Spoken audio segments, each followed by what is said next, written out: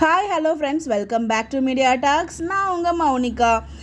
என்னடா இது இன்றைக்கி பேக் டு பேக் அப்டேட்ஸ் கிடச்சிட்ருக்கு மகாநதியை பொறுத்த வரைக்கும் எனக்கு தெரியல. ஸோ ஆல்ரெடி வந்து பார்த்திங்கன்னா வெனிலா கூட இருக்க மாதிரி விஜய், அப்புறம் நிவின் கூட இருக்க மாதிரி காவேரி, அப்புறம் அவங்களோட ப்ரெக்னென்சி ட்ராக், அதை தொடர்ந்து ஒரு அப்கமிங் ஒரு கோவில் வேறு ஒரு கோவில் லொக்கேஷன் இருக்குது, எம்என் லவ்லி எமோஷ்னல் ஸ்பாட் அப்படின்னு சொல்லிட்டு இந்த ஒரு அப்டேட்டை நம்ம ஆண்டனி ப்ரோ தான் ஷேர் பண்ணியிருக்காங்க. அதாவது எக்ஸிக்யூட்டிவ் ப்ரொடியூசர் இருக்காங்களே இபி ப்ரோ, அவங்க தான் இந்த ஒரு அப்டேட்டை ஷேர் பண்ணியிருக்காங்க.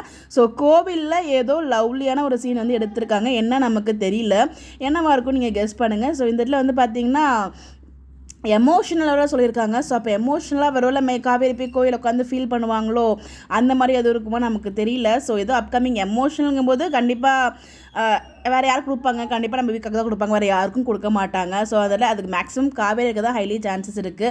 ஏன்னா நடக்க போகுது ஒன்றுமே புரியவே இல்லை. இந்த ட்ராக்கெல்லாம் என்ன தான் பேக் டு பேக் ஏதோ பண்ணிகிட்டு இருக்காங்க, என்ன பண்ணுறாங்கன்னு அவங்க என்ன தான் முடிவில் இருக்காங்கிறத வெயிட் பண்ணி தான் பார்க்கணும். டீம் என்ன முடிவில் இருக்காங்க அப்படின்னு சொல்லிட்டு நேற்றுக்கு லொக்கேஷன்லாம் வேணும்னு சொல்லி கேட்டிருந்தாங்க. மேபி அது மகாநதிக்கு தானோ அப்படின்ற மாதிரி எனக்கு இப்போ தோணுது.